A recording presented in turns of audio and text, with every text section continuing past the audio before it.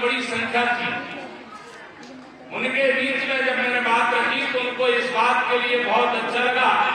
उन्होंने स्वीकार किया कि हमारे प्रथम शिक्षिका के रूम में माता सावित्रीबाई फुले नहीं होती तो हमारे बेटियों को स्कूल जाना बड़ा दुर्लभ था।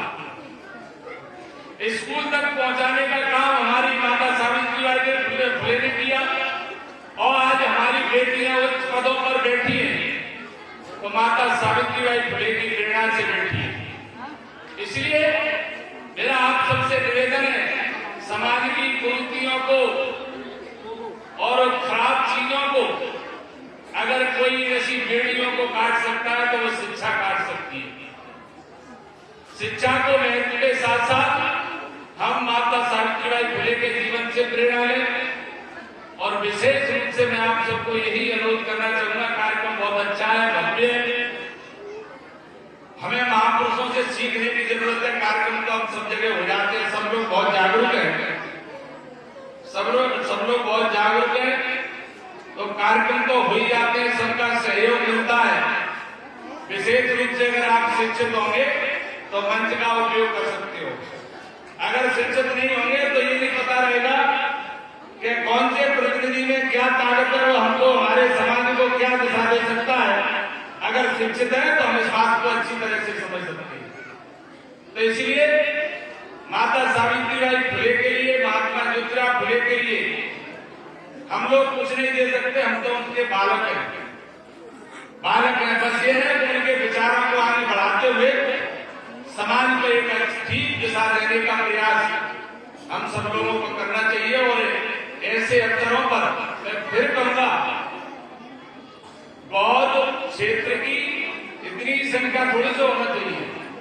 कार्यक्रम तो आयोजक हो सकती है टीम, अकेले हमेशा वो समाज को हर कोई पूछता है, वो समाज को हर जगह सम्मान मिलता है जो समाज एक आवाज पर एकत्रित होकर ऐसे महापुरुषों को याद करने के लिए हर घर से जब निकलता है तो समाज का भी नेतृत्व करने में किसी को भी शिकायत नहीं होती और समाज से कई नेतृत्व निकलते हैं।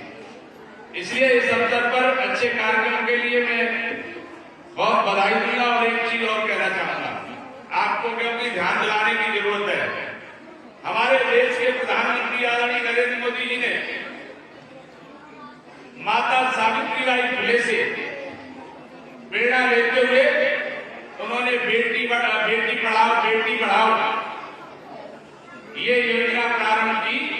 आज हमें प्रसन्नता है इस बात की कि बेटियों के क्षेत्र में हमारी दोनों सरकारें मातृशक्ति के क्षेत्र में जो काम कर रही है ये किसी से छिपा नहीं है। राज्य की सरकार, हमारे मुख्यमंत्री जी लगातार बेटियों को कहीं लैपटॉप, कहीं स्कूटी, जो अच्छी बेटी होनहार है उनको पढ़ाई के क्षेत्र में जो आगे निकल रही है उनको प्रोत्साहित करने का काम दोनों सरकारें कर रही है। प्रधानमंत्री जी भी कर रहे हैं, मुख्यमंत्री जी भी कर रहे हैं। देखिए कितनी दुर्भाग्य की बात है कि 194वीं जयंती हम मना रहे हैं। 2020 में जब मैं मंत्री था 21 में तो जब लोगों से चर्चा होती थी, मैंने महात्मा ज्योतिराव फुले, माता सावित्रीबाई फुले का कितना योगदान रहा है समाज के लिए शिक्षा के क्षेत्र में, और इनका कहीं पाठ्यक्रम में कोई जिक्र नहीं है। तो तत्कालीन मुख्यमंत्री जी का कार्यक्रम दमोह की धरती पर कराया था। मैंने मुख्यमंत्री जी से ये निवेदन किया था कि महात्मा ज्योतिबा फुले, माता सावित्रीबाई फुले की विचारधारा के लोग अनंत हैं और इतनी बड़ी संख्या है कि आप कल्पना भी नहीं कर सकते। इनका जो समाज के लिए जो समर्पण भाव से जो संघर्ष रहा है, उस संघर्ष को के बारे में हमारी आज की वर्तमान पीढ़ी को भी याद करने के लिए जो वो पढ़ सके। कई बच्चे जो पढ़ने के लिए जाते हैं तो प्रारंभिक शिक्षा में पाठ्यक्रम में अगर उनकी जीवनी को सम्मिलित करेंगे तो ये सभी लोगों को प्रसन्नता होगी। मध्य प्रदेश की सरकार ने महात्मा ज्योतिराव फुले, माता सावित्रीबाई फुले की जीवनी को पाठ्यक्रम में सम्मिलित कर ये उदाहरण दिया है कि ये सरकार महात्मा ज्योतिराव फुले, माता सावित्रीबाई फुले को अच्छी तरह से मानती है। और एक बात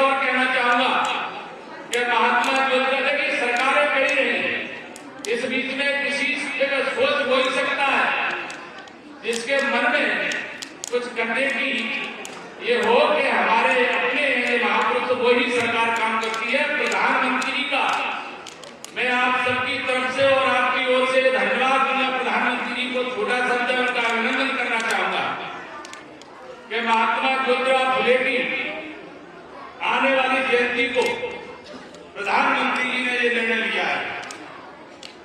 प्रधानमंत्री जी ने ये निर्णय लिया है कि महात्मा ज्योतिराव फुले का इस समाज के लिए बहुत बड़ा योगदान रहा है।